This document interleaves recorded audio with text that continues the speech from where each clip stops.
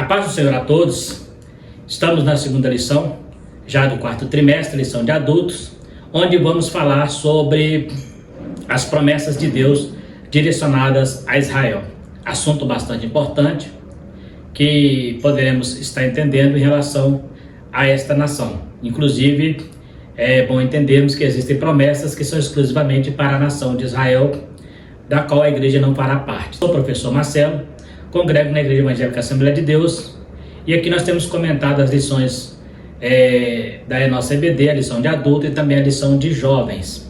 Hoje estaremos falando então sobre esta importante nação, que é a nação de Israel, e qual é o projeto de Deus para a vida dessa nação. Estaremos falando baseado na chamada, lá no capítulo 12, na chamada de Deus a Abraão, quando ele foi chamado para sair do meio da sua parentela e ir para uma terra que o Senhor iria mostrar. Então, a lição será ministrada no dia 13 de outubro de 2024. E o nosso textual diz, baseado lá no texto que nós já falamos: e abençoarei os que te abençoarem, e amaldiçoarei os que te amaldiçoarem, e em ti serão benditas todas as famílias da terra. Capítulo 12 de Gênesis, versículo 3. A nossa verdade prática: ainda que a queda espiritual tenha ocorrido com Israel, há uma gloriosa promessa ao remanescente fiel. Estaremos falando também o que será remanescente, e qual essa promessa está relacionada a esse remanescente. Na nossa introdução, nesta lição estaremos vendo sobre as promessas de Deus a Israel a partir da chamada de Abraão.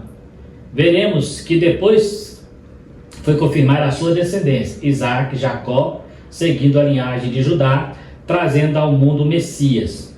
Vemos ainda que caíram, há promessas que se cumprirão nessa nação. Então a gente vê aqui que Deus, a priori, tinha um propósito para a nação de Israel, que seria o sacerdócio, uma nação sacerdotal, da qual viria o Salvador, e também seriam aqueles que estariam pregando, vamos dizer assim, o Evangelho. Mas eles falharam nesta missão, a não receber o Messias, a não aceitar a Cristo, Então abriu um precedente para os gentios, como diz o apóstolo Paulo aos Romanos, foi enxertado então na videira, nós que era chamado jambuzeiro bravo, e a partir de nós então inaugurou-se a igreja, dando uma nova era na pregação do Evangelho.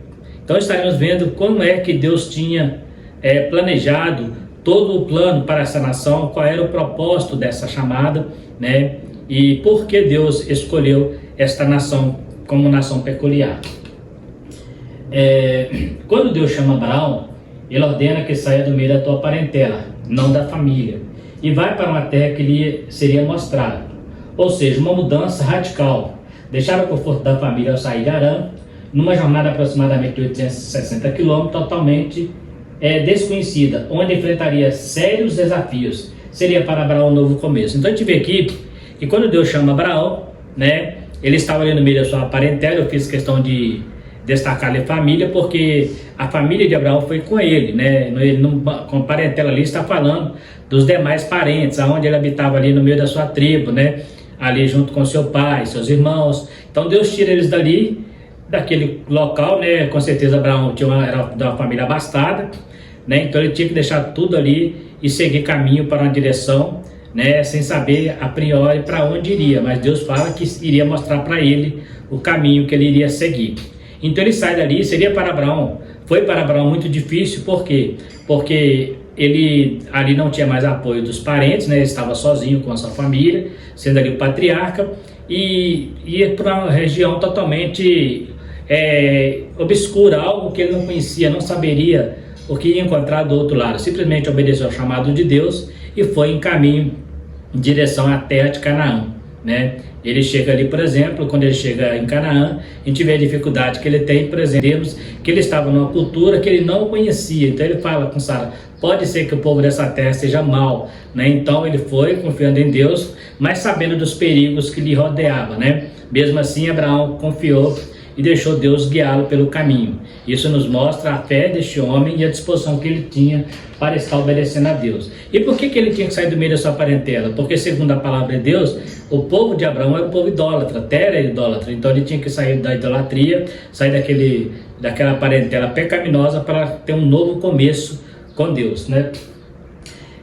Eu coloquei com auxílio teológico porque quando você lê lá no livro de Atos, capítulo 7, quando Estevão está ali dando o seu primeiro sermão, e o maior sermão do livro de Atos, também o seu último, né? Porque ele é apedrejado, ele fala sobre a chamada de Abraão. Só que é interessante que ele fala que Abraão, ele foi chamado de Ur, né?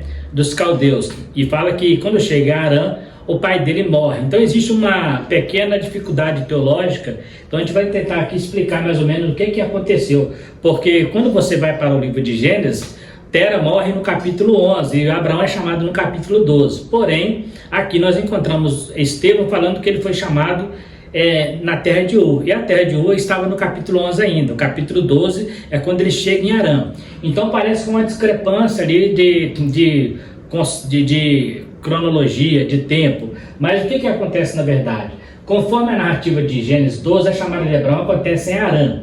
Porém, no sermão de Estevão, ele foi chamado em Ur.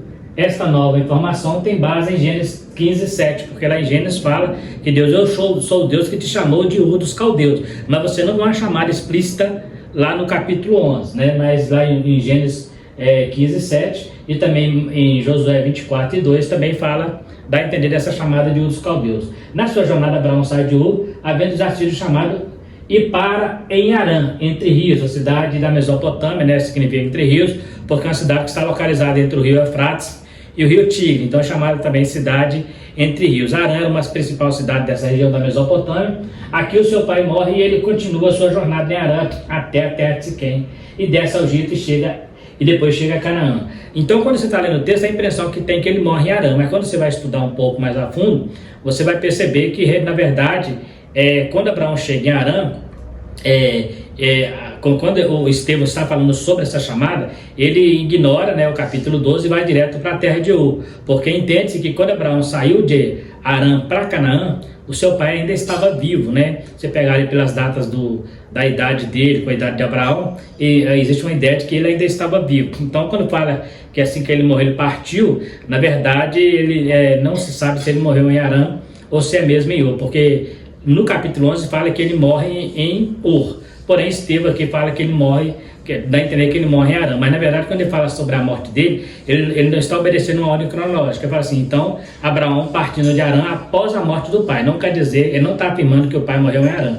Então, entende-se que ele morreu em Ur e num tempo bem depois que Abraão já tinha partido, né? Então, a morte do pai de Abraão ali foi só um comentário paralelo que não tem a ver com a ordem cronológica dos fatos. Só para entender isso aí, né? Israel é a promessa da criação de uma nova nação. E parte é uma grande nação. Deus lhe deu a promessa de sair, mas a priori não lhe deu recurso, né? Abraão teria que se esforçar para alcançar a promessa. Tudo conspirava contra ele, né? Era velho, sua esposa era estéril, tinha que ter uma fé e obedecer ao chamado de Deus. Deus não deu motivo ou explicações, deu-lhe simplesmente uma promessa: te mostrarei, te farei, abençoar-te-ei, abençoarei os que te abençoar e amaldiçoarei os que te amaldiçoar. Então Deus simplesmente falou assim: sai da tua terra, vai para a terra que te mostrarei, eu vou te abençoar. Ele não deu para ele um motivo, não deu para ele uma justificativa, simplesmente mandou que ele saísse para abençoá-lo. Então nós vemos aí que foi um ato de fé, né, de Abraão acreditar, mesmo sem saber qual o motivo, sem saber qual o projeto, qual o propósito, né? Mas a Bíblia diz que Abraão creu no Senhor, né? Inclusive na promessa do filho Isaac, ele creu que ele seria pai, né? Quando Deus mostra que ele seria uma grande nação, ele acreditou nisso e a Bíblia diz que isso foi imputado a ele como justiça, por crer que Deus faria dele uma grande nação, sendo ele um homem já velho, né? E a sua esposa ainda estéril. Então a gente vê aqui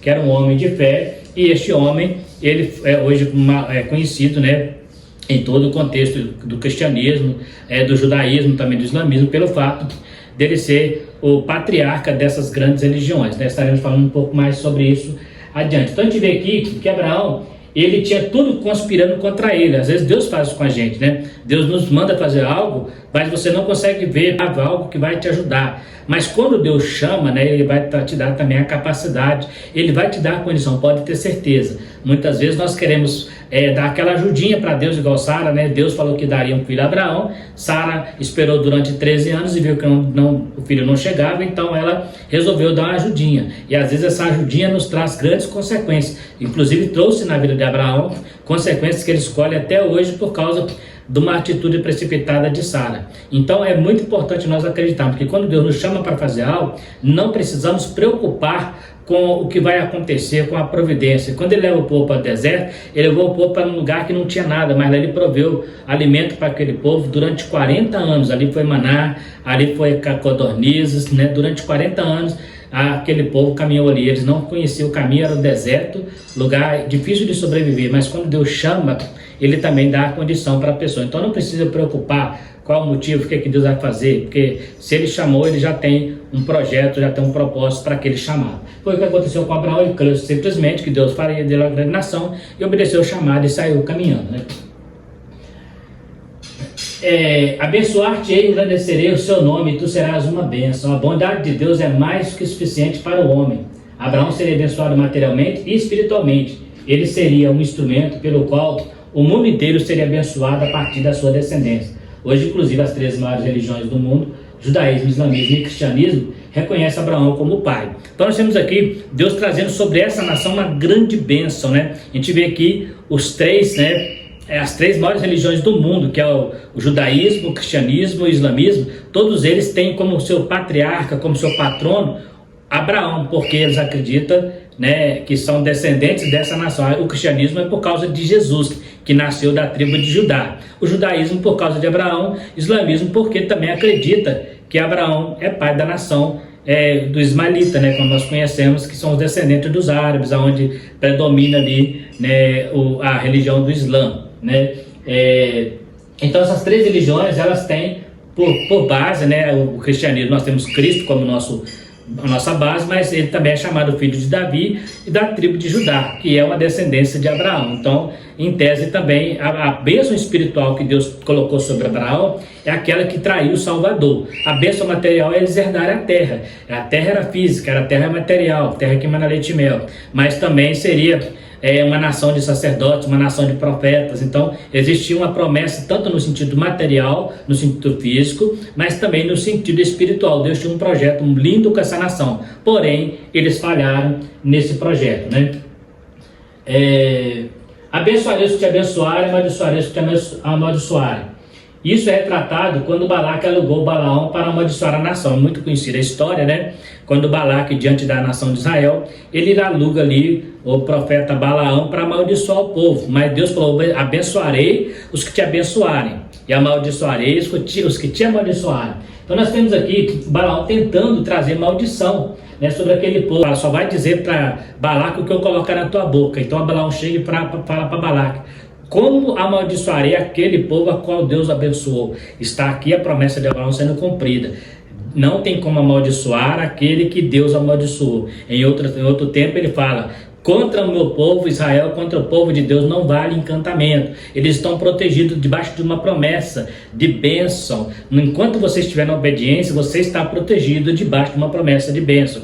O que fez a nação de Israel cair não é porque Deus falhou em sua promessa, é porque eles saíram do projeto, saíram do caminho, seguiram outros caminhos, caíram na idolatria, no pecado. Por isso eles caíram. Se eles permanecessem como Abraão e os seus descendentes, Jacó e Isaac, eles estariam até hoje recebendo essas grandes bênçãos de Deus. Então não é Deus que falhou na sua promessa, é nós que falhamos em obedecer aquilo que Deus nos mandou. Então quando Deus manda e nos dá a diretriz, nos dá o princípio, precisamos seguir à risca o princípio, senão ele não vai cumprir essa promessa, não por culpa dele, por culpa nossa, porque Deus é fiel, e mesmo que nós fomos infiéis, ele permanece fiel na sua promessa, né? Então nós vemos aqui que por causa disso, né, Balaão não teve como amaldiçoar essa nação, porque sobre eles tinha uma bênção, né? Ainda não tinham caído na idolatria, eles estavam caminhando para Canaã, né? Em Canaã que eles caem na idolatria. Então tinha uma bênção sobre aquela vida, e quando alguém tentava amaldiçoar aquele povo, Deus intervia. Não, neste povo ninguém toca, tem sobre eles a bênção que eu dei a Abraão, a Isaac e a Jacó. Então nós vemos aqui, eu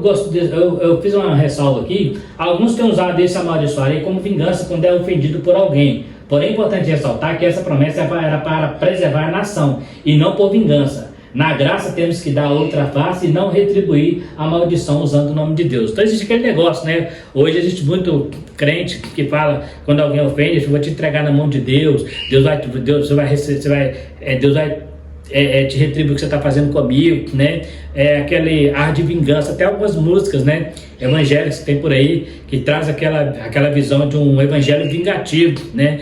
Quem te viu na prova e não te ajudou, né? Agora ele vai estar no altar e você na plateia, né? Não é assim. A Bíblia diz: teu inimigo tiver fome, dá-lhe de comer, tiver sede, dá de beber, né? A Bíblia fala, o Novo Testamento trouxe a graça trouxe uma nova visão. No caso da nação de Israel, Deus manteve essa promessa porque ele precisava preservar essa nação para um projeto futuro. Então não poderia ninguém tocar neste povo, porque eles estavam debaixo de uma promessa. Agora, quando eles alcançaram a promessa da terra, que eles caíram na terra e eles caíram na idolatria, lá eles desobedeceram. Aí a promessa de Deus saiu sobre a vida deles, e Deus manda então os babilônios, Nabucodonosor, invadir a terra. Primeiro vem o rei da Síria, Senaqueribe, invade a Israel, depois Babilônia invade Judá e leva eles para o cativeiro. Mas não é porque Deus falhou na sua promessa, é porque eles não seguiram os princípios. A promessa de Abraão, como nós estudamos na lição anterior, ela era condicional. Algumas das promessas tinham que permanecer fiel.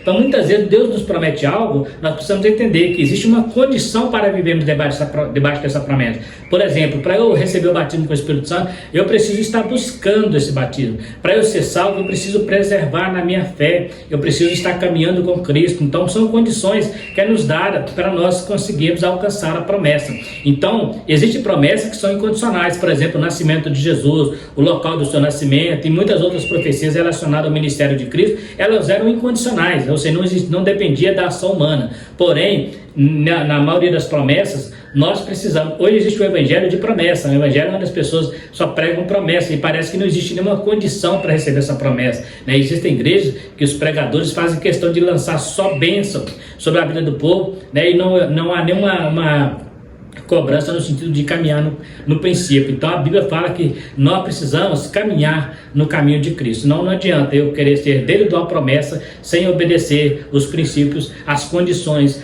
para alcançar essa promessa. Então existe uma condição e essa condição ela tem que ser seguida, senão eu não alcanço a promessa, né? Então nós vemos aqui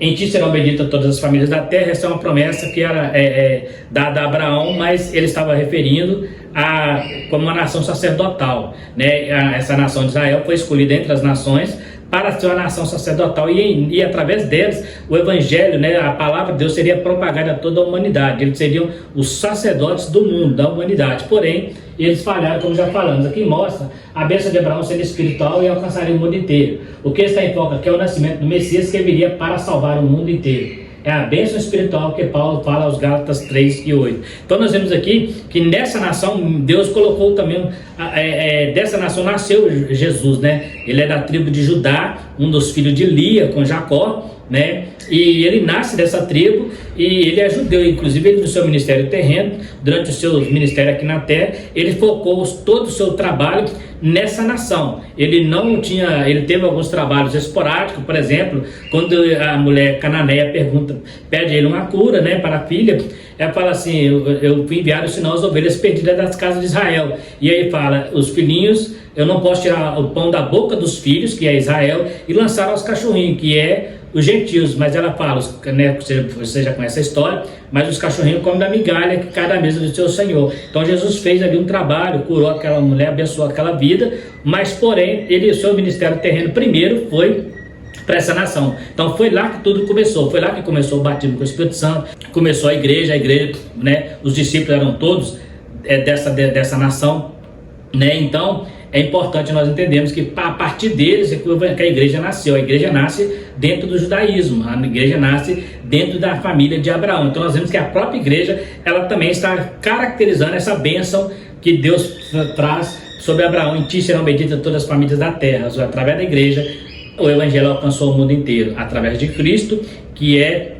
da descendência de Abraão, fundou a igreja e a igreja continuou propagando o evangelho. Israel, que deveria estar fazendo isso, o rejeitou, o crucificou, e Deus ali então deu para eles um tempo, né, fechou para eles os relógios. A gente está num outro período chamado de período escatológico, onde Deus fecha para Israel e abre a porta para os gentios, né? E depois, lá no futuro, Deus traz de novo para essa nação o cumprimento de outras promessas. Então nós temos aqui outras promessas a Israel. Deus prometeu um filho a Abraão, quando ele se questionou que não teria herdeiro, né? Humanamente falando, era impossível, mas não para Deus. Esse filho viria não só para alegrar a vida de Abraão, mas também era o herdeiro legítimo de Abraão, que Abraão esperou e Abraão esperou 25 anos e nunca duvidou. Porém, Sara riu da situação. Então nós temos aqui, né, além da promessa de um filho de herdeiro, né, essa promessa ela nasce a partir do momento em que Abraão fala com Deus: eu não tenho herdeiro e o herdeiro da minha casa é meu servo Damasceno Eliezer. Deus: não, tu vai ter um herdeiro. A promessa de um filho a Isaac. Interessante que Rebeca também era estéril, mas diz o texto que Isaac orou por ela incessantemente por longos 20 anos para que fosse curada. Isaac era a idade de 40 anos e quando casou e aos 60 anos nasce os gêmeos, né, Jacó e Esaú. Nós temos aqui um outro caso, Isaac, quando Deus fala que daria para ele filhos, né, quando ele casa com Rebeca, melhor dizendo, ele começa a orar, porque Rebeca era estéril e não tinha condição de ter filhos, né? Então, durante 20 anos, Isaac orou, né? Talvez baseado na experiência que teve com seu pai, que esperou 25 anos para que ele nascesse, né? Com certeza ele sabia que a mãe dele era estéril. Então, nós vemos aqui que da mesma maneira que Abraão falou que não tinha herdeiro, Isaac também orou durante 20 anos porque não tinha herdeiro. E quando veio em dobro, né, que veio os gêmeos Jacó e Esaú. E a história todos conhecem, está na Bíblia como que aconteceu com esses dois, né, a disputa que houve entre eles pela primogenitura, né, na qual Jacó saiu em vantagem, né, as dificuldades que Jacó teve que fugir, né, da presença de Esaú, e ali tem toda a história no livro de Gênesis. Então a gente vê aí que depois de 20 anos Deus concede a Isaac o filho, né, e através de Jacó continua então a linhagem de Abraão, que deveria continuar a partir de Esaú, que é o primogênito, mas Deus fez uma mudança e a Bíblia diz que ele falou: dentro de você duas nações, a maior servirá a menor, ou seja, então Deus já tinha determinado no ventre que Jacó seria a sequência da herança, né? E Esaú, sendo primogênito, não alcançou a primogenitura, né? E aí existe outra história lá sobre ele vender um prato de lentilhas e outras mais histórias, né? Aquela questão de Jacó também fazer a caça para Isaac, tudo ali é uma armadilha que eles fizeram, uma artimanha que eles já tinham feito, mas Deus já tinha planejado tudo e independente do que fizesse ali, a bênção já estava sobre a vida de Jacó, né? É a promessa renovada, mesmo sendo Esaú o primogênito, foi através de Jacó que continua a promessa dada a Abraão, e foi através dos 4 filhos de Lia, do quarto filho de Lia, por nome Judá, que continua a promessa do Messias, pois Cristo descendia da tribo de Judá. Então nós vemos aqui que Deus continuou toda a linhagem. Então nós temos aqui a primeira promessa de um herdeiro a Abraão. Esse herdeiro casa com um estéril. Aí a partir da oração dele, ele também tem os filhos. Aí vem Jacó, né, e Esaú. E a partir de Jacó, que é a terceira geração, começa então as 12 tribos. Ele teve 12 filhos e uma filha. E o Judá, que é da Lia, né, que era uma serva de Raquel, é de onde continua então a linhagem, né, da tribo de Judá, da qual nasce o Salvador do mundo, cumprindo a palavra: em ti serão benditas todas as famílias da terra, através da linhagem da tribo de Judá, né, de onde nasce ali o rei Davi, e depois Jesus é chamado filho de Davi, né? Promessa do reino do Messias. O reino messiânico para Israel só se cumprirá no futuro.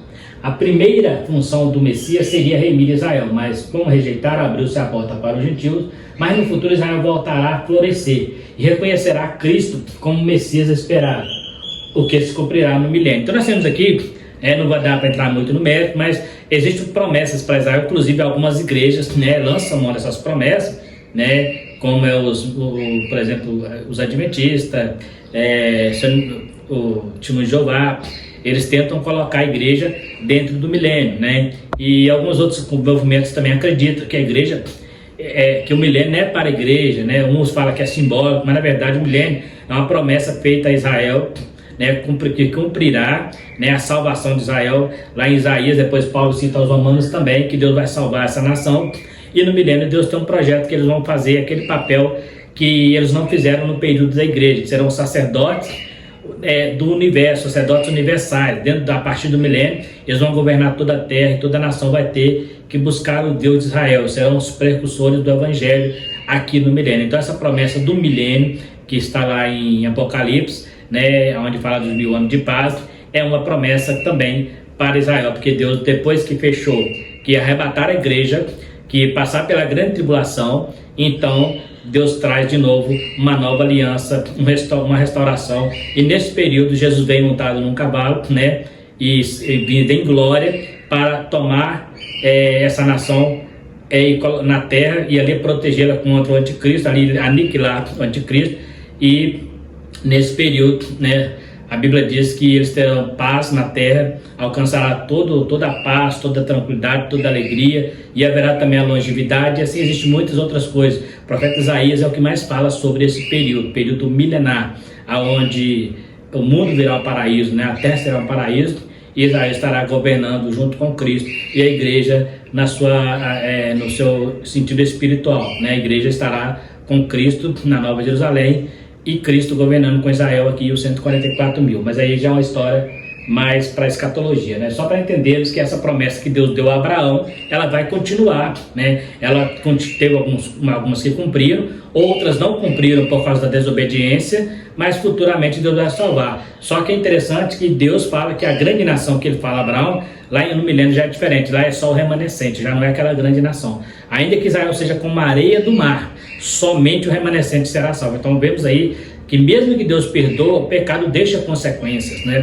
Existem pecados que mesmo sendo perdoados por Deus, deixa consequências. Aquela grande nação que seria salva, agora Deus salva só o remanescente que vai permanecer fiel. Então observa que é importante. Tudo que Deus faz na nossa vida, né, nós precisamos entender que Ele tem um projeto, Ele tem um caminho. Quando eu saio deste caminho e depois eu volto, pode até ser que Ele me perdoe, se eu realmente retornei. Mas existem consequências que eu vou carregar para o resto da vida. Então é importante nós tomarmos cuidado. Por isso que é bom nós estar sempre no caminho, sempre buscando ao Senhor, sempre andando na direção, para que não venhamos arcar com as consequências das nossas ações, né? Então Deus perdoa, mas consequências algumas ficam, né? A promessa de salvação para Israel, a queda de Israel, como já foi dito, Israel não reconheceu o Senhor como Messias, portanto caiu segundo Paulo, a sua queda trouxe a salvação para o gentio. Romanos 11:12 fala sobre isso. Eles falaram no compromisso de ser o reino sacerdotal. A igreja foi enxertada no tronco, eu coloquei não ali, mas no tronco.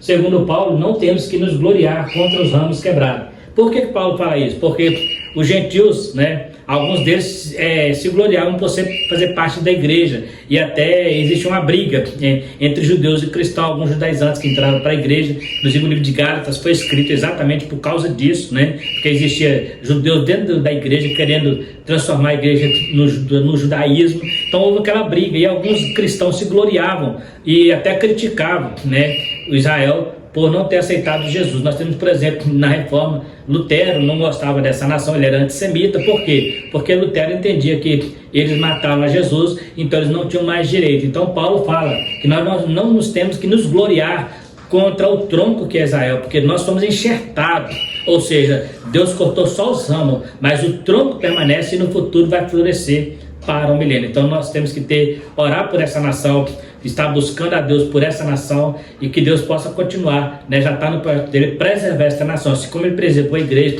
no meio das tribulações, no meio da luta, ele vai preservar essa nação até o final, porque ele ainda tem um projeto com essa nação, para quando a igreja for arrebatada, a nação de Israel será os pregadores aqui no mundo, serão eles que terão a palavra de Deus. A Bíblia diz que as nações andarão na luz de Israel. Hoje as nações andam na luz de Cristo, hoje as nações andam na luz da igreja. Naquele período também será na luz de Cristo, mas através de Israel. As nações andarão na luz deste povo. Então é importante nós termos isso em mente. Nós fomos enxertados no tronco pela graça, pela misericórdia de Deus, não porque somos melhores do que eles, não porque somos merecedores, mas porque o Senhor teve misericórdia e nos trouxe para o reino do seu amor, nos trouxe para o caminho, né?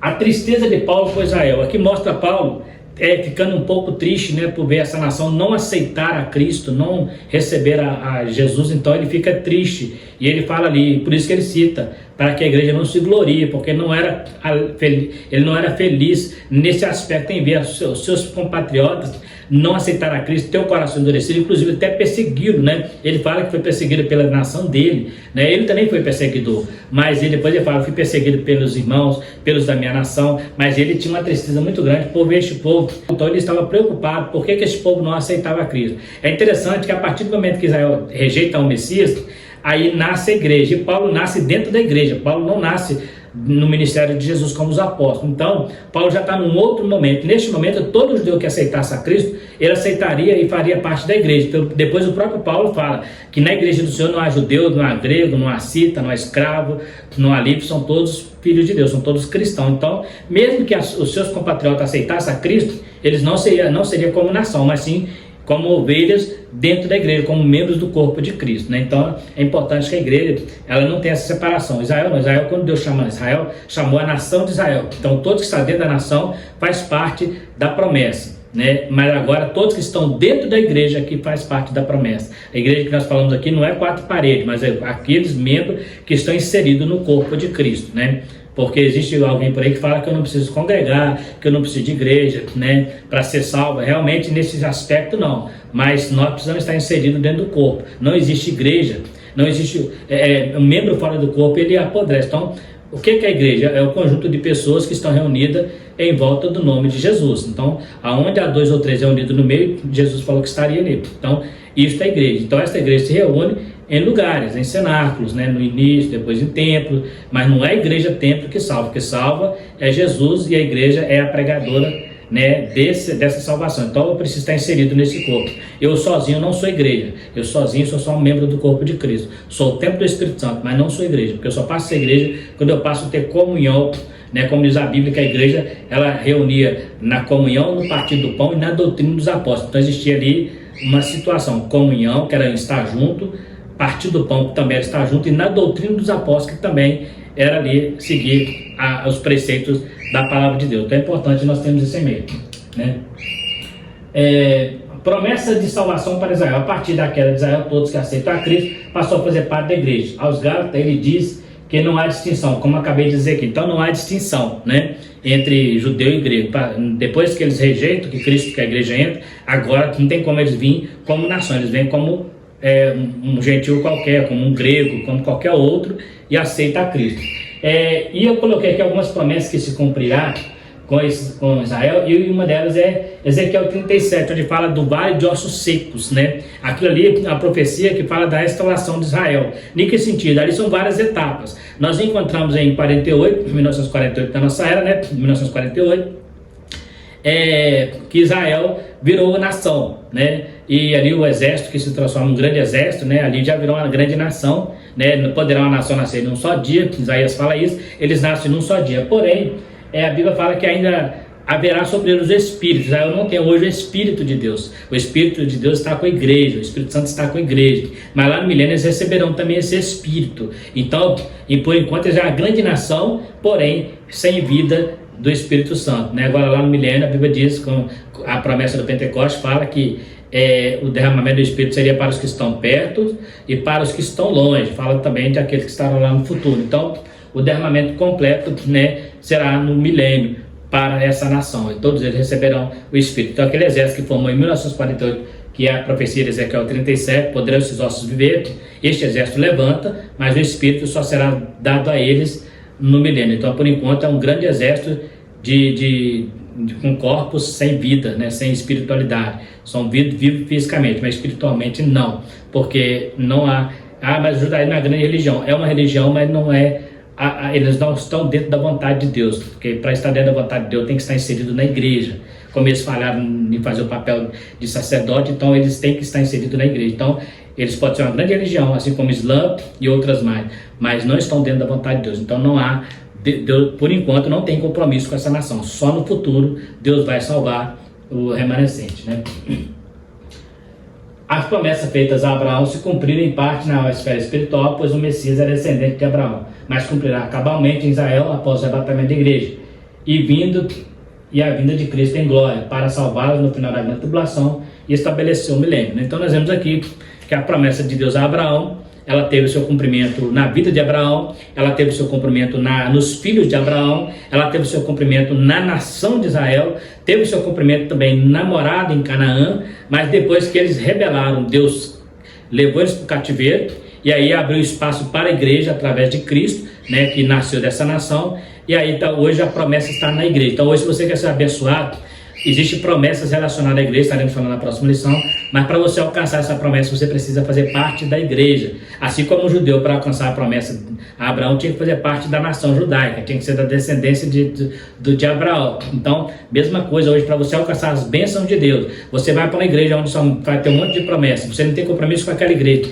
e quer só as bênçãos. Existe hoje o evangelho por aí que só prega bênção, né? Você só vai ter vitória, mas não há nenhuma cobrança, né? Estão pregando o evangelho sem cruz, né? Uma graça sem cruz. Ou seja, Jesus falou assim: se quem quiser vir após mim, tome a sua cruz e siga-me. Mas esse evangelho tem sido pregado por aí, é um evangelho muito de eu vou receber, eu quero, eu só vou na igreja para ganhar, né? Muitas vezes nós vamos na igreja muito mais para perder do que para ganhar, porque a Bíblia fala que quem amar o mundo mais do que a mim não é digno de mim, quem amar o pai e mãe mais do que a mim não é digno de mim. Então muitas vezes a gente entra para a igreja é para renunciar muitas coisas deste mundo. Não estou dizendo que o crente não pode ser abençoado.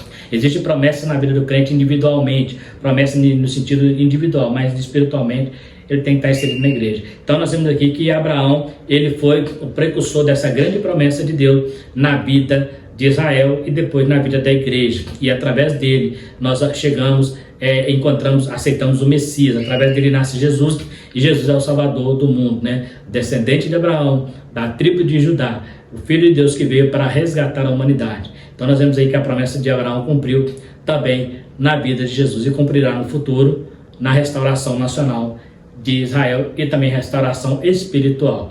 Então está aí mais uma lição onde falamos sobre a chamada de Deus a Abraão. Quero pedir a você que ficou até o final do vídeo para estar nos ajudando, né? Às vezes a pessoa chega ali, visualiza o vídeo e não dá um joinha. O joinha nos ajuda a divulgar o vídeo, né? Também, você quiser receber a notificação dos vídeos que a gente vai estar lançando, clicar ali no sininho, né? Aí você estará recebendo a notificação e também se inscrevendo. Você se inscrevendo também nos ajuda para que nós possamos levar mais adiante esse estudo tão maravilhoso e a gente procurar cada dia mais aperfeiçoar para o bom andamento. Eu gosto de trazer o estudo, nem tudo que está na lição eu passo para o meu slide, porque eu acho que é melhor trazer um resumo, porque você já tem a lição em mão. Então alguma coisa que a gente traz aqui é algo que a gente vai fazendo montagem, né, fazendo estudo resumido, para ficar mais fácil o entendimento também. Então quero agradecer você por até o final do vídeo e pedir a você que não se esqueça, compartilhe esse vídeo com quem você conheça, se inscreva para estar nos ajudando e Deus vai nos abençoar, vai abençoar a sua vida através dos estudos aqui. Também, se você tiver alguma dúvida ou discordar de alguma coisa, tem todo o direito de estar perguntando nos comentários, né? Está também questionando, né? A gente é muito tranquilo em relação a isso. Talvez eu fale algo aqui e a pessoa, não concordo. Você tem toda a liberdade de estar falando conosco e eu estarei respondendo na medida do possível. No mais, fiquem todos com Deus e até a próxima lição, se Deus quiser.